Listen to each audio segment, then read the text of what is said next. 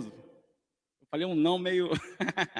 porque é como eu disse a ele. Se tivesse aqui 100 pessoas para me pregar aqui, eu ficaria tranquilo. E não é que eu estou acostumado, mas, né? Ficaria um pouquinho só nervoso.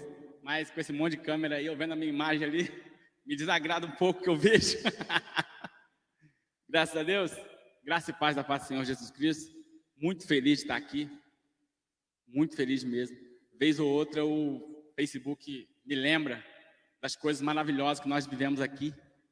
Esses dias mesmo me lembrou de uma escola bíblica dominical, o pastor dando a EBD aqui, eu sentado ali, até a Priscila estava também, o Edivando estava, a Thalita estava, e eu fiquei lembrando de quanta coisa maravilhosa, quanta semente foi plantada aqui, sementes essas que às vezes nós não entendíamos o processo, a gente achava que era algo ruim, e a Bíblia compara o coração do homem a uma terra seca e a palavra a uma semente lançada. E você sabe que para a semente alcançar o interior da terra, aquilo precisa ser arado, Edivando. Então, requer um pouco mesmo de atrito. E graças a Deus por eu ter passado aqui, graças a Deus por vocês. Eu amo vocês, vocês sabem disso. E acontece que eu nunca saí daqui, né? Mas eu não vim falar de mim aqui, viemos falar de Jesus. Estamos vivendo uma época que eu tenho certeza que aqui ninguém esperou passar por isso. Nós esperávamos passar por dificuldades, porque a Bíblia sempre fala que o caminho realmente é estreito, se estreitaria cada vez mais, que a terra viria em dores de parto, e essas dores então elas vêm aumentando cada vez mais, até que então aconteça o que a Bíblia relata que verdadeiramente vai acontecer, que Jesus vai voltar. Nós vamos falar um pouco sobre isso também, vamos tentar aqui passar pelo capítulo do Evangelho de Lucas, capítulo 12 todo, e ele acaba finalizando o capítulo falando dos sinais dos tempos. Então vamos tentar falar sobre isso. Vamos falar hoje sobre a parábola do rico insensato. Eu vim falar com você hoje sobre prioridade. O que você está priorizando no momento desse? O Evangelho segundo escreveu Lucas, capítulo de número 12.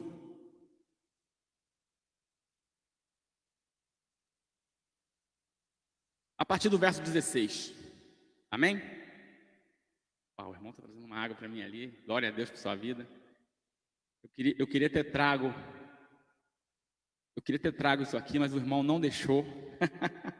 Foi muito gentil comigo. Vou chegar aqui para o cantinho aqui. Ele acabou de levar meu esboço, agora eu vou pregar sem esboço. Mentira, pode deixar aí, estou brincando. Eu já não vou conseguir pregar com ele mesmo. O Evangelho segundo escreveu Lucas, capítulo de número 12, verso número 16. Todo mundo aí? Achou? Podemos começar então? Que narra assim, Evangelho segundo Lucas, capítulo 12, verso 16. E lhes proferiu ainda uma parábola, dizendo: o campo de um homem rico produziu com abundância, e arrazoava consigo mesmo, dizendo: que farei, pois não tenho onde recolher os meus frutos? E disse: farei isto, destruirei os meus celeiros, reconstruirei outros maiores, e ali recolherei todo o meu produto e todos os meus bens. Então direi à minha alma: tens em depósito muitos bens para muitos anos, descansa, come, bebe e folga-te. Mas Deus lhes disse: louco, esta noite pedirão a tua alma, e o que tem preparado, para quem será? Assim é o que entesoura para si mesmo e não é rico para com Deus. Quero frisar de novo o verso 20. Preste atenção nessas palavras. Louco, essa noite te pedirão a sua alma, e o que tens preparado, para quem será? Amém? Vou fazer uma breve oração. Querido Deus, Criador do céu e da terra, Pai, eu te louvo por esse momento, Senhor Jesus Cristo, por essas pessoas que aqui estão, Senhor. Eu não sei para quantas pessoas nós estamos aqui ministrando, Senhor, mas eu tenho certeza que Teu Espírito Santo, Ele tem totais condições, ó Pai querido, de alcançar o coração dessas pessoas, Senhor, e convencê-las, ó Pai querido, da vontade maravilhosa de Deus, que essa boa semente encontre também uma boa terra em nome de Jesus Cristo. Graças a Deus. Jesus, no capítulo 12 de Lucas, parece que ele está meio bravo. Se você ler o contexto, a tensão entre Jesus e os fariseus, Edivando, já estava chegando no limite. Já estava chegando a efeito de que não tinha como mais eles disfarçarem o projeto deles. No finalzinho do capítulo 11, você vai ver que eles já traçavam planos de como poderiam matar Jesus. A Bíblia vai dizer em Mateus capítulo 27, verso 18, o motivo pelo qual eles perseguiam Jesus, eles tinham inveja de Jesus. E aí você tem que entender que aqueles homens ali, eles eram os guardiões da palavra de Deus. Eles eram aqueles homens que falavam a lei mosaica para o povo, eles eram os intérpretes da lei. Você vai ver que no capítulo 11 de Lucas, Jesus agora tem um embate com eles e condena eles, falando: ai de vós, intérpretes da lei. É o mesmo que ele diz em Mateus 23, quando ele diz: na cadeira de Moisés estão assentados os escribas e os fariseus. Ouvi tudo o que eles dizem, mas não façam aquilo que eles fazem. Por quê? Porque a sua conduta não era o mesmo do seu discurso. Eles não viviam aquilo que eles pregavam. E Jesus aqui então, ele começa o capítulo 12, falando, encorajando os seus discípulos a não se misturarem com o fermento dos fariseus e acusa eles de hipócrita. Eu posso hoje também aqui acusar a igreja atual hoje também de hipócrita. Nós somos artistas, na maioria de nós, infelizmente, nós somos artistas. Isso vai ficar bem claro depois no texto, mas primeiro eu vou explicar o texto a qual eu li.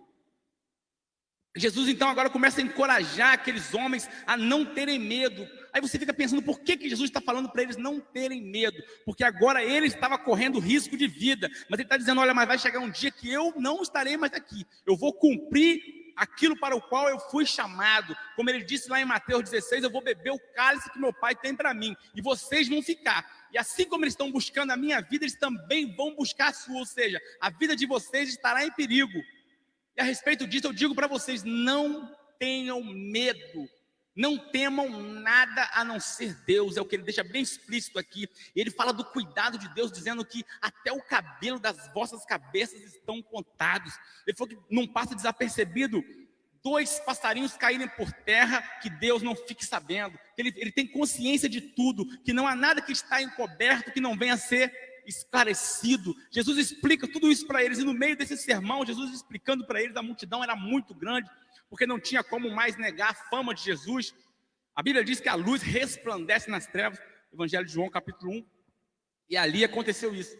E exatamente quando Jesus estava ensinando isso, exortando coisas importantíssimas para aqueles homens, a quais eles teriam que usar aquilo lá na frente, ele mesmo vai dizer, quando levar vocês na presença das pessoas importantes, quando vocês forem levados na presença de magistrados, vocês não ficam com medo do que vocês terão que falar, porque naquela mesma hora o Espírito Santo dará a vocês o que há de ser dito naquela hora. Ou seja, ele está encorajando os seus discípulos. E no meio de um assunto tão sério, um assunto tão necessário, pastor, aparece um homem. Ele chega até Jesus e fala: mestre. Ele trata Jesus como um rabino, e isso era comum de rabinos intermediar esses assuntos. Ele se dirige até Jesus e fala: mestre, obriga ao meu irmão que reparta comigo a herança. Ou seja, ele tinha um problema no âmbito familiar que dizia respeito a dinheiro, a valores, e ele queria que Jesus ali agisse como um mediador entre ele e o irmão dele. Jesus vai olhar para ele e vai dizer para ele que Jesus não veio tratar desse negócio. Isso é algo interessante, porque há muitas igrejas que frisam, que focam nesse assunto do seu dinheiro. Eles estão muito interessados nesse assunto. infelizmente, hoje. E é uma grande parte delas. E aí Jesus vai dizer: eu não vim cuidar dessas coisas. Quem me colocou entre mediador entre vocês? E aí ele começa agora a contar uma parábola. Ele falou: certo homem tinha a sua fazenda, produziu muito, produziu demais, a ponto daquele homem se espantar. E se você vê a narrativa, parece que aquele homem era um desesperado, faminto, que não tinha nada, porque ele exclama: o que eu vou fazer? Como alguém está muito desesperado. Ele recebeu uma bênção enorme, e ele não sabia, pastor, o que ele ia fazer com aquilo. Ele foi abençoado de uma forma que ele não imaginava. Aí a primeira coisa que eu identifico: esse homem não conhecia Deus. Ele não sabia o que fazer, ao passo de que, dentro de si mesmo, ele encontrou as respostas. Ele buscou, sabe aonde? Dentro de si mesmo, dentro do teu ego ele encontrou. Ele começa a razoar, o texto diz, ele começa a razoar consigo mesmo. Ele começa a dizer: farei isto, derribarei os meus celeiros, edificarei outros maiores, e ali eu armazenarei os meus produtos e os meus bens, e ali depois eu vou dizer para minha alma: alma, descansa, come, bebe, folga, porque você tem para muitos e muitos anos. Como quem fosse dono daquilo ali, de toda aquela riqueza, lhe daria o direito também de ser dono da sua alma. E é nesse ponto que eu queria pregar hoje. E aí a Bíblia diz no verso 20, que uma voz diz para ele: louco, essa noite te pedirão a sua alma. E o que você tem preparado? Para quem será? Eu vim aqui hoje falar sobre prioridades. Aquele homem, tratando do rico insensato agora, ele recebeu uma bênção de Deus. Se ele conhecesse Deus, ele saberia que Deus, ele preza demais os pobres. Ele poderia então agora, ele derrubou os celeiros dele. Aquilo que ele recebeu, pastor, encheu os celeiros dele e sobrou. Ele não sabia o que fazer com o que sobrou. E ele teve uma grande ideia. Olha como é que o pensamento do ser humano está nele mesmo, está somente nele. E agora ele pensou: então eu vou derrubar. Ele teve o trabalho de derrubar aquilo e refazer para armazenar. E depois dizer para a alma dele que ele estava tranquilo, sossegado, como se ele fosse dono.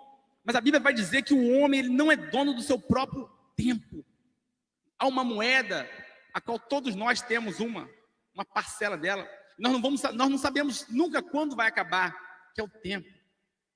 E aquele homem, sem conhecer a Deus, confiando nas riquezas agora, ele achou que ele poderia, dar um destino bom para a sua própria alma, no que a voz diz para ele: louco, essa noite te pedirão a sua alma. E o que tens preparado? Para quem será? Agora Jesus começa a falar com aqueles homens sobre ansiedade, sobre você não andar ansioso para as coisas desse mundo. De repente, num tempo como hoje, eu não sei o que te preocupa. As pessoas hoje estão dentro das suas casas, ansiosas, correndo pela sua vida, correndo, pensando na crise econômica que virá. Você liga a sua televisão e só tem coisas ruins. A mídia te desencoraja. A vida parece que está ficando... Eles estão anulando a nossa vida dentro das nossas casas. E as pessoas não têm mais esperança. E infelizmente dentro das igrejas se apregoa também esse algo negativo. E as pessoas não vê uma saída.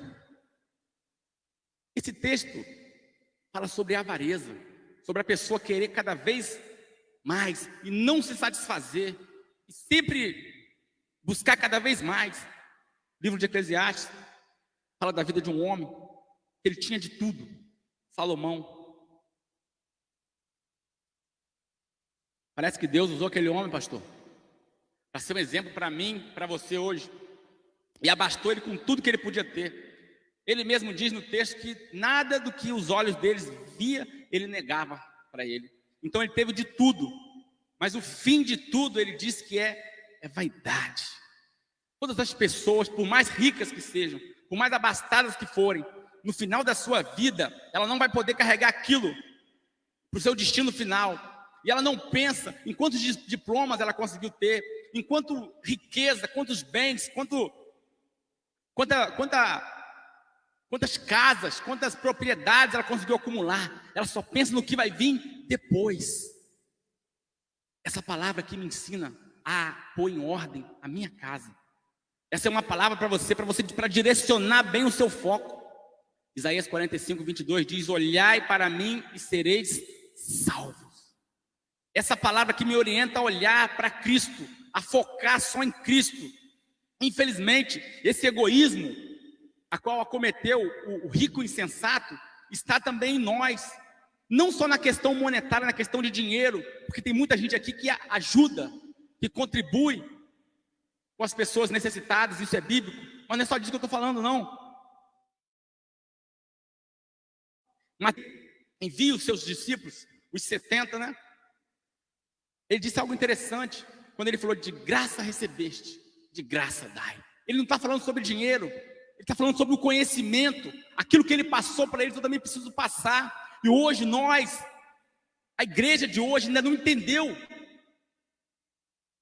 Nós não entendemos a nossa missão aqui na terra, de transformar a terra. Nós somos como um produto que precisa ser misturado para influenciar, como a parábola dos fermentos, daquela mulher de Mateus 13, a qual a mulher separa 3 medidas de farinha e mistura em fermento, 3 medidas de fermento e mistura, até que a massa esteja toda levedada. Ei, a terra precisa que eu influencie ela, com o evangelho que me influenciou, se é que ele me influenciou. Eu preciso criar um efeito aqui agora, mas todos nós estamos, a maioria dos seres humanos estão, e é bíblico isso, como aquele rico insensato, olhando só para ele. Um homem que ganhou tanto, ele não poderia gastar mais aquilo. Ele achou que aquilo era tanto que ele ia até o final da vida dele. Porém, ele não sabia quando seria o final dessa vida, porque há coisas que nós não podemos controlar. Você pode controlar algumas coisas da sua vida, outras você não pode controlar. Isso é que a parábola está me chamando os olhos para prioridade. Você vai ver que depois no contexto, Jesus separa e começa a falar sobre ansiedade a partir do verso 22. Ele começa a falar: não andeis ansiosos por coisa alguma, porque infelizmente essas coisas materiais nos prendem, Edivandro, nos prendem a atenção. E eu quero saber o que você tem priorizado num tempo desse. O que esse tempo tem te ensinado? Tem nos ensinado muita coisa. Eu costumo dizer lá na minha igreja que se nós não aprendemos nada com esse tempo agora, com essa situação, nós não vamos aprender nunca mais. Nós não vamos aprender mais. E nós estamos agora com o homem, agora ele é amante de si mesmo. E a Bíblia diz que no final dos tempos o amor se esfriaria no coração do homem. E nós seríamos amantes de si mesmo. Eu quero dizer para você que quando Jesus diz para aquele homem: eu não vim cuidar dessas causas, ele está parafraseando o que ele falou lá em Mateus 16. Quando ele começa a falar do seu ministério, ele falou: olha, importa que o Filho do Homem seja entregue na mão de malfeitores e padeça e morra, e no terceiro dia ressuscitará. E Pedro puxa ele e fala para ele: tenha piedade de ti mesmo, ou seja, pense em você. Olha o que Pedro está falando para ele: tenha piedade de ti mesmo, pense em você. Ele olha para Pedro e fala: para trás de mim, Satanás. Por quê? Porque você cuida das coisas dos homens e eu vim tratar das coisas de Deus. Isso é terrível, mas eu preciso explicar isso aqui e precisa ser explicado em todas as igrejas. Jesus, ele não tem interesse que você fique rico. Que absurdo, Cristo. Ele não tem interesse. Ele veio aqui e morreu para salvar a sua alma, para te tirar daqui. Ele não morreu para que você tenha uma casa muito linda, um carro muito lindo. Cristo, então é errado dizer isso? Não é isso também que eu estou falando. Eu vim falar sobre prioridade e negligência, sobre o que você tem priorizado. Aquele rico insensato, ele priorizou as riquezas. Ele fez aquilo como um amuleto. Ele fez aquilo como a sua pedra fundamental. Se você analisar a parábola do homem prudente, que edificou a sua casa sobre uma rocha, e o homem insensato, que edificou a sua casa sobre a areia. Aquele homem, ele achava que aquela rocha, ele tinha edificado a sua casa em algo consistente, e o consistente para ele era o quê? As riquezas. Porém, Deus está dizendo para ele que é inútil. Ele diz assim: olha, o que dará o homem em resgate da sua alma? Ele termina dizendo assim, olha o que ele termina aqui, falando para o rico insensato: assim é o que entesoura para si mesmo, aquele que aglomera coisas para si mesmo, mas é pobre para com Deus. Eu posso parafrasear aqui a igreja de Laodiceia, que achava que ela era rica e abastada. Por quê? Porque financeiramente ela tinha, aparentemente, materialmente falando, ela tinha, mas Jesus vai dar uma sentença para ela: você é pobre, cego e nu, e eu te te aconselho que de mim compre. Aleluia. Eu não tenho. Então eu não sei no que você está baseando. O que você está se baseando. De repente você é aquela figueira. Acho que é Marcos 12, né, que fala. A figueira era bonita, pastor. Frondosa. Tanto que chamou a atenção de discípulos famintos ali. Falou, vou buscar um fruto nessa figueira. Com certeza tem um fruto nela. Mas quando Jesus foi procurar, não havia fruto nela. Nós também estamos assim. A igreja de hoje está assim. Cada um preocupado com si mesmo. Nós nos colocamos na condição de senhores. Pastores agora eles se comportam como patrões. E não só no meio, é uma cultura que veio da Grécia, né? Que o maior, Jesus falou sobre isso em Marcos capítulo 10. O maior, ele subjuga o menor. Isso veio desde das épocas antigas, quando Babilônia era muito grande, nas mãos de Nabucodonosor, ele era muito maior, se sentindo o direito de se assenhorar das demais nações. Depois, né, os impérios vieram caindo, você vai ver isso lá em Daniel, aquela estátua, a Babilônia, depois o Medo Persa, e a Grécia, depois a Roma, e agora eles estavam nos dias de Roma. Jesus está falando por quê? Porque teve um embate em Marcos capítulo 10, verso 35, que os discípulos, eles ainda não tinham entendido, no auge daquele caminho já, Jesus agora estava subindo para Jerusalém, falando, olha, é a última vez que eu estou indo lá para morrer. Você conhece bem esse texto, Marcos capítulo 10. Ele falou, estou indo para morrer e entregar a minha vida. E aqueles homens preocupados ainda com posições. A mãe dos filhos de Zebedeu, Tiago e João, vai chegar para Jesus e vai pedir, olha, deixa que um se assente à sua direita e outro à sua esquerda. Eles queriam posição. E hoje acontece isso ainda. Pessoas que não entenderam. Se você explicar de verdade que o evangelho é renúncia, que o evangelho é o que está ali em Mateus 16, 24, aquele que quiser vir após mim, negue-se a si mesmo, tome cada dia a sua cruz e siga-me, porque aquele que ganhar a sua vida aqui, perdê-la-á, mas aquele que perder a sua vida, por amor de mim, achá-la-á. Ele continua dizendo, porque o que adianta o homem ganhar o mundo inteiro se vier a perder a sua alma? Eu estou chamando você para olhar para Cristo, o único que pode salvar a sua alma. Jesus explica isso no capítulo 12, no comecinho, se você for lá, eu li a partir do 16, mas se você ver desde o começo, ele encorajando os seus discípulos, ele falou, não tenha medo de quem pode matar a sua carne e não fazer nada para a sua alma. Temei, pois, a Deus, que depois de matar o seu corpo, ele pode lançar a sua alma no inferno. Mas eu quero saber o quão importante é isso para você, ou o quão sério você leva isso, ou se de fato você acredita nisso, no porvir, porque Jesus ele sempre pregou uma vida eterna, ele sempre pregou o depois. Paulo diz que se nós esperarmos em Deus somente nessa terra, nós somos os mais miseráveis. Mas se eu explicar hoje para a igreja de fato que Jesus não está interessado em enriquecer ninguém, talvez, se eles entenderem de fato isso, eles vão embora. O compromisso dele é levar você para morar com ele. Você precisa acreditar que é um outro lugar.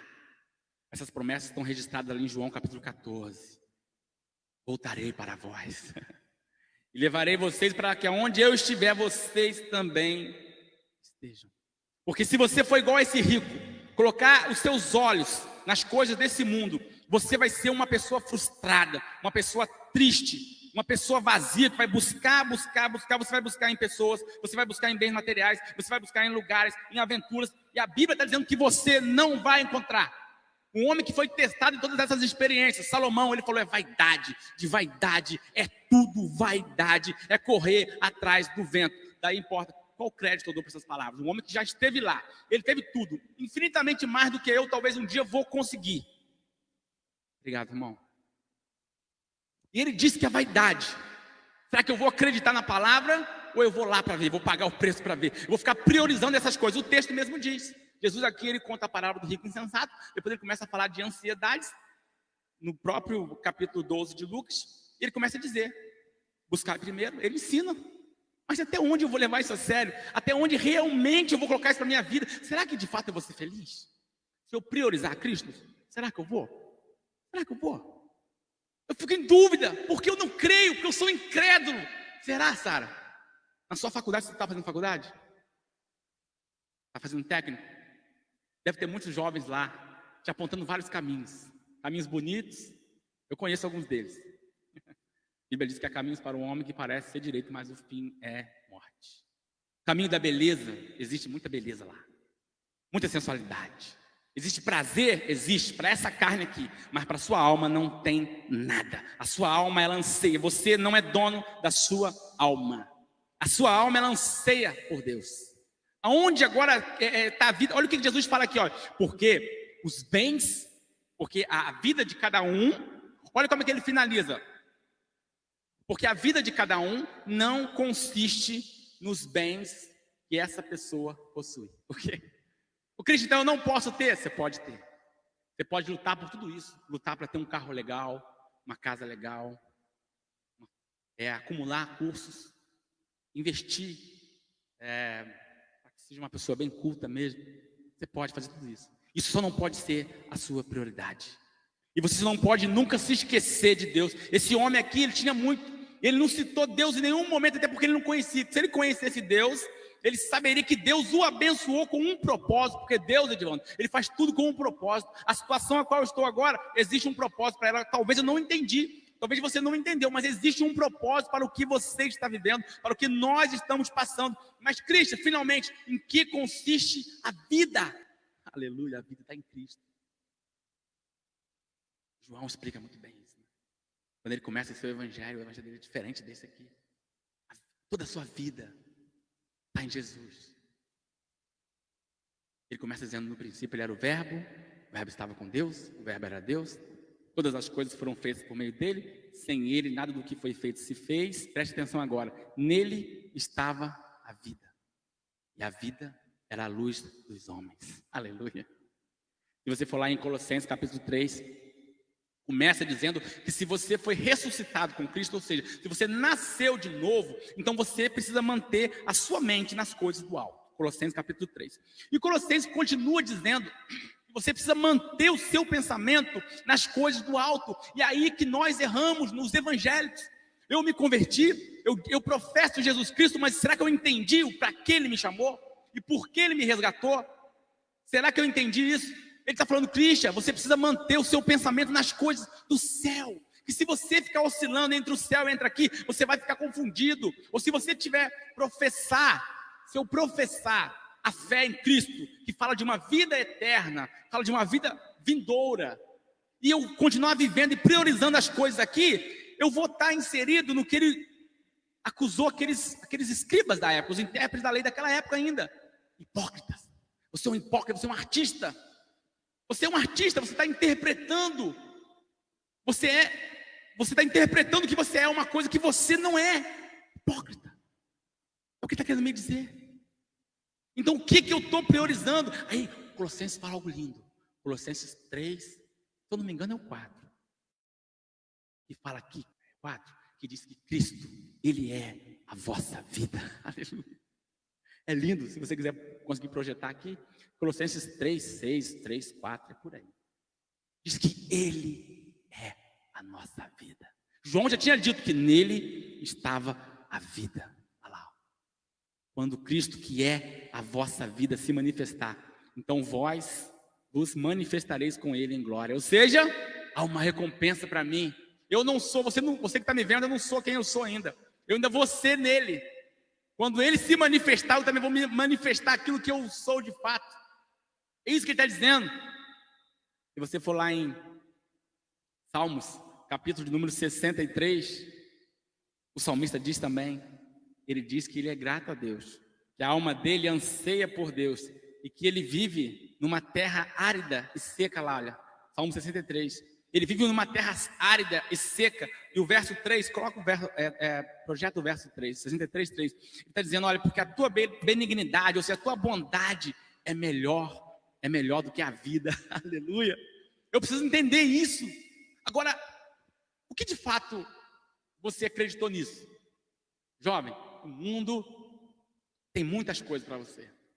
O mundo tem uma paisagem linda, é uma pintura, é muito lindo, vai te encantar, como encantou aquele menino de Lucas capítulo 15, da parábola do filho pródigo. O mundo é isso, ele vai te encantar. E Jesus, a Bíblia, Paulo nos orienta que tudo é lícito, mas nem tudo nos convém. E eu estou te dizendo aqui para você que a sua vida está em Cristo, que você precisa olhar para Cristo, que você precisa basear sua vida nele. Você vai dizer, é estranho ouvir isso. Vamos analisar com frieza. É estranho. Você renunciar tudo de bom que o mundo te oferece vai te levar por caminhos que vão te perder. Jesus está dizendo que a palavra dele é como luz. Você poderá andar até por alguns desses caminhos, mas munido dessa luz. Olha o que o salmista diz: como purificará o mancebo o seu caminho, observando conforme a sua palavra. Ou seja, você vai andar com essa luz acesa, a palavra de Deus, e ela vai te orientar. Está vendo ali? Parecia ser bonito, né? Mas é um abismo. A Bíblia vai te dizer isso. Se você estiver munido nela, por isso que Davi falou: guardei no meu coração a tua palavra. Para quê? Para não pecar contra ti. Porque eu vou comparar, eu de fato, eu só vou pecar. Mas se eu tiver com a palavra e comparar com a palavra, eu não posso ir ali. O meu corpo até quer, mas eu não vou ali. Por quê? Porque a palavra me condena. Eu não posso ir ali. A sua vida, ela está escondida em Cristo. Agora, você acredita nisso? Essa é a questão. Christian, vamos analisar. Eu vou dizer para você o veredito: é uma loucura. O evangelho é uma loucura. Você largar tudo para algo que alguém vai te prometer. Parece uma historinha que a Bíblia conta, né? É Gênesis 12. Sai da sua terra, do meio da sua parentela, vai para uma terra que eu ainda vou te mostrar. Parece loucura, e é de fato uma loucura. E o apóstolo Paulo, ele escrevendo, é o nosso apóstolo, ele é mais importante para nós do que os 12 apóstolos. Por quê? Porque ele é o apóstolo gentil, só por isso. Então ele escreveu mais para nós, ele foi o cara que se lançou mesmo. Ele vai dizer que realmente é uma loucura, Edivandro, você pregar isso para um rico que tem tudo. Ele vai falar: cara, para que eu preciso disso? Ele não crê. Ele não crê. Para muitos que perecem, é loucura. Mas para nós, ela é o poder de Deus. Jesus, ele vai continuar dizendo, Lucas capítulo 12, ele vai falar sobre ansiedade. Ele vai dizer para as pessoas não andar ansiosas. Você consegue crer nessa palavra? Eu não sei como é que está a situação. Não quero saber se você está desempregado ou empregado, se você está pagando aluguel, se você não está. Eu não quero saber disso. A palavra está dizendo para você: olha para Cristo e não anda ansioso. Crê que Ele pode suprir cada uma das suas necessidades. É claro, também você não vai ser negligente naquilo que você precisa fazer como homem. Você não vai ser negligente, mas você vai contar com Ele. Você vai contar que Ele está com você. Interessante, ele continua dizendo sobre o servo vigilante. É o texto de capítulo 12 de Lucas todo. Ele fala: cingir os vossos lombos e estejais acesas as vossas lâmpadas. O que é cingir os lombos? Naquela época todo mundo usava de vestido, aí eles cingiam os lombos, amarravam aqui para quando eles iam trabalhar. Então, você que já compreendeu essa palavra, você que é servo de Deus, há trabalho para você. E as suas lâmpadas sempre acesas. E interessante que quando a palavra do rico insensato faz o homem humano, que hoje acontece isso, ele olha só para ele, e dentro da casa do Senhor tem gente que olhando só para si, e não consegue olhar para fora. O nosso trabalho é desgastante, não é algo legal, algo que o nosso corpo vai gostar, ele requer algo de nós.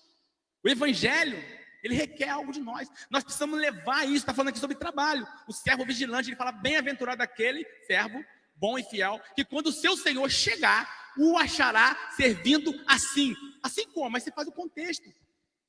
Sem ter medo das pressões. O capítulo 12 começa falando sobre isso. Depois, não andando ansioso, não focando nas coisas daqui, senão você vai se perder. É como o encantador de flauta, lembra? Daquele encantador que entrava e tocava flauta e os ratinhos seguiam ele. O diabo é esse tocador de flauta. Cuidado para você não seguir ele. Entendeu? E você tem um foco, ele está dizendo cuidado para você não priorizar essas coisas. E aqui ele está dizendo que você precisa estar como? Cingido os vossos lombos, ou seja, preparado para o trabalho, com as lâmpadas acesas, que é a palavra que nós acabamos de falar sobre isso. E ele está dizendo, e pronto a quê? Pronto a servir. Porque o estilo de Jesus, o que ele ensina do reino dos céus, é diferente do que o homem sempre ensinou. Aquele rico insensato, ele tinha muito dinheiro, ele não se preocupava com os menores. Jesus em Marcos capítulo 10 vai falar sobre isso. Ele fala: os gentios são assim. Quem tem mais, pastor, não se preocupa com quem tem menos. Pelo contrário, subjuga. Se tiver aqui um médico e um técnico de enfermagem, sei lá, o médico é mais importante. Nós fazemos distinção pelo que a pessoa tem e pelo que a pessoa é. Sabia disso? Nós fazemos distinção. O profeta Samuel, quando viu Eliabe, ele fez distinção. Ele falou, certamente é isso aí. E Deus está dizendo aqui que ele não faz distinção. Que a distinção que ele faz é totalmente diferente. Gente, quando que eu tenho que parar? Até que quando eu posso levar? Nós fazemos distinção disso. E Deus, ele chama os seus apóstolos que queriam saber de posição, e ele começou a explicar, olha, os gentios são assim. Há uma cultura, essa cultura é grega, que há uma elite que tem muito dinheiro e vai acumular mais, e outra tem a massa de manobra, que é os mais pobres, que vão sempre ser pobres, vão sempre ser ricos, e eles vão subjugar, eles vão comandar. Aquele que tem muito vai comandar aquele que tem menos, vai ser servo. E Jesus, ele explica para os discípulos que no reino dos céus não. Se você tem mais, então quer dizer que você tem uma responsabilidade, que Deus te abençoou, tá? Você tem muito mais que o seu vizinho? Tem muito mais. Ok, você é abençoado, você é escolhido para um trabalho. Qual trabalho? Contribuir. Jesus falou, você é o maior, você quer ser o maior? Quer? Sirva a todos, você vai ser o maior. Você quer ser o primeiro? Seja o último. Para mim ser o último, eu preciso estar fazendo o quê? Dar a fila para todos. O evangelho é assim. E ele termina dizendo um exemplo próprio dele, porque o Filho do Homem não veio para ser servido. Ele está entrando em Jericó quando ele fala isso, estou em Marcos capítulo 10. Mas para servir e dar a sua vida por amor de muitos. E voltando no capítulo 12 de Lucas, quando ele fala que se você cingir os lombos, acender as suas lâmpadas, e o servo vigilante, ele começa a falar, você precisa ser vigilante. Bem-aventurado aquele aquele servo que quando seu Senhor voltar, o achar servindo assim, ou seja, vigilante, disposto a trabalhar. Ele fala que você vai sentar na mesa, e sabe o que vai acontecer, pastor? Ele fala, o Senhor, vou te servir. Ele fala isso. Ele fala, eu vou servir. Olha que coisa linda que é o evangelho. O evangelho é isso. Aqueles homens, se você entende a cronologia do livro de Marcos, que é a melhorzinha, você vai entender que ali, eles estão indo para Jerusalém, é a última vez que ele vai morrer. Depois dali, ele passa em Jericó, cura os olhos daquele cego, Bartimeu.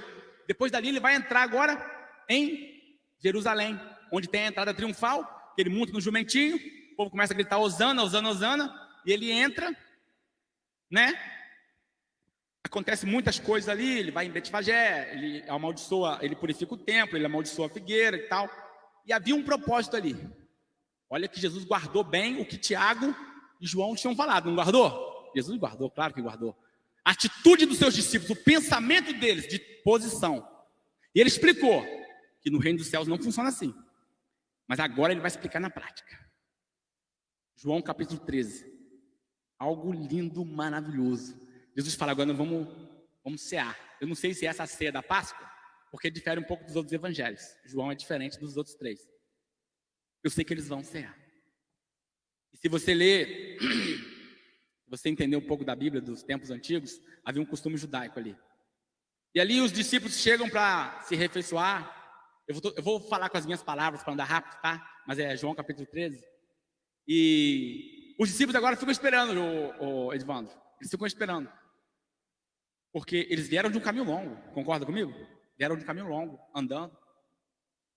E agora eles precisavam de um servo ali para lavar os seus pés. Isso era costume de servos. Você vai ler lá quando aquela Abigail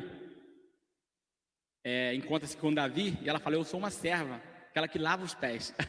E se você ver lá também Lucas, voltar um pouco no livro de Lucas, capítulo 7, Jesus na casa de Simão, o fariseu leproso, que a mulher também lava os pés do discípulo ali, aquela mulher chorando e lavando os pés. Jesus cobra ele, falou, você não colocou ninguém para lavar os meus pés. Era costume de ter um servo. Na cabeça do discípulo, de repente, eles eram pastores formados. Nós somos os principais. Nós andamos por cara, nós somos os principais. De repente, isso também tem na cabeça hoje de muito servo de Deus. Muito pastor, grande pregador, cantor, que você é alguém. E me desculpe te dizer, mas você não é ninguém. A Bíblia diz que nós somos miseráveis, cegos, pobres, nu. Por aí vai. E daí para baixo. E agora eles vão esperar. E aí eu quero crer que Jesus deixou eles, né? Eles estão lá esperando, e a mesa está posta para comer, nós não vamos comer. Por quê? Porque precisa ter um costume, né, de lavar os pés, eles estão lá. E aí Jesus chega. Porque não tinha uma criada ali para lavar os pés. Concorda comigo? Não tinha. Como é costume, olhando no contexto. Jesus chega, olha para eles, vocês não vão iniciar. Não, é porque nós estamos esperando aqui a empregada ou o criado, alguém que lave os pés. Porque tinha dinheiro, teve dinheiro para alugar o cenáculo e tudo. Judas, né, fazia o serviço dele lá. As mulheres contribuíam. E aí Jesus olha para ele, eles estavam esperando alguém. O servo que faz aquilo ali, alguém que denominado a fazer aquilo ali. E eles estavam lá. Como quem disse, nós somos os principais, somos as colunas, somos os pastores, nós somos importantes. E aí Jesus, então vocês não vão? Não. Tudo bem. Aí Jesus vai, pega um balde, uma corda, joga no poço, pega água, pega uma bandeja, joga água na bandeja, eles estão olhando. Agora pega uma toalha, ele cinge os lombos, pega uma toalha, vai em um, bota o pé aqui. Ele começa a fazer aquilo que eles esperavam alguém fazer. E aquilo, de fato, constrangeu cada um deles. Mas constrangeu de uma forma absurda, que o mais incisivo deles, o mais explícito deles, que é Pedro, falou, não, ele ficou maluco. Ele falou, não, isso não pode acontecer, sério. Eu te pergunto, será que eles ficariam daquela mesma forma se uma serva humilde chegasse e lavasse os pés deles? É assim, sempre vai ser assim. Alguém estaria lavando os seus pés, eles estariam conversando, tranquilo, não aconteceu nada. Eles se constrangeram porque era Jesus. Jesus agora lava o pé de um por um e Pedro não quer. Pedro está ali conturbado com aquilo mexeu com Pedro. Ele falou, não, quem sabe ele pensou assim, se eles fossem muito bons, eu pensaria assim, olha que eu sou ruim. Qualquer um de nós poderíamos ter feito isso. Nós estamos esperando, o mestre chegou e falou, não tem ninguém, eu vou fazer. Nós estamos esperando. E depois de fazer isso, Pedro não quer, ele falou, Pedro, quando fizer, você não tem parte comigo. Aí Pedro lava, depois ele aí come e fala, vocês entenderam o que eu fiz? Vocês entenderam, vocês captaram a mensagem? Ele começa a dizer, vocês me chamam de Senhor e Mestre. E de fato eu sou. Ele falou, se eu sendo o Senhor fiz isso, quanto mais vocês vão fazer uns aos outros. Jesus ele veio para colocar com igualdade. Nós temos mania de erguer a nossa fronte e dizer para Deus, Pai, todos nós acreditamos que todos somos filhos de Deus, mas nós não nos comportamos como irmãos. Nós não nos importamos uns com os outros como irmãos. Isso está em todo o lugar. Então, se eu pregar para você que o evangelho é renúncia, como está em João 15, 20, que não é o servo maior que o seu Senhor, nem o enviado maior do que aquele que o enviou. Se perseguiram Jesus, vão perseguir vocês também. Se eu explicar que o evangelho é uma renúncia, que o evangelho não te garante bens, pode ser que aconteça. Se você se esforçar, isso vai acontecer. Todo aquele que planta, ele vai ceifar. Agora, se você também colocar o seu trabalho, a sua profissão como prioridade da sua vida, você é um fracassado. Por mais longe que você possa chegar, você é um fracassado. Porque Jesus, ele continua explicando para os discípulos, a lição continuou. Em João capítulo 15, ele falou assim, em mim, vocês não podem fazer nada. Você pode ser um grande advogado, você não colocou Deus na sua vida, não. Então você é um fracassado, você é um fracasso. Você é um grande médico, um grande doutor, você é um grande político, você é um grande pastor, mas você não prioriza Cristo, você não tem Jesus, então você não é nada. A sua vida vai se ceifar. Isaías 40, sabe o que Isaías 40 fala? Fala que toda a humanidade é como a erva, e a sua beleza é como as flores. Pois bem, seca-se a erva e caem as flores, mas a palavra do Senhor subsiste eternamente. Eu preciso priorizar aqui. Lembra que eu falei para você que Jesus Cristo é a sua vida, que você precisa fazer dele o seu baluarte, a sua vida. O livro de Provérbios nos aconselha, exalta a sabedoria é Cristo. Ele mesmo começa a dizer que com a sabedoria tudo foi firmado. E se você parafrasear com João, que fala tudo foi feito por ele, sem ele nada do que foi feito se fez, a sabedoria é Jesus. A sabedoria é ele, eu preciso. Exalta a sabedoria e ela te exaltará, e abraçando-a tu, ela te honrará. Provérbios está me chamando para um relacionamento com Cristo. Ei, ali João continua os ensinamentos, ele começa agora a partir o pão e dizer, está vendo isso aqui? É o meu corpo, eu estou partindo, sabe por quê? Por vós, eu estou fazendo isso para vocês. E agora ele não espera menos que isso de você. Se você acha que você é um crente, que a sua casa está em ordem, está tudo direitinho, procure alguém para ajudar. Você pode ser o melhor pregador, o melhor cantor. Se você não ajudar ninguém, você não é cristão, você não tem parte com Cristo na mesa, sabia disso? Você não consegue, você não tem participação ali. A palavra de Deus, o provérbio está dizendo, exalta e ela te exaltará. Quando Pedro foi preso, eu vou terminar aqui, tá gente? Quando Pedro foi preso, Atos dos Apóstolos, capítulo 5.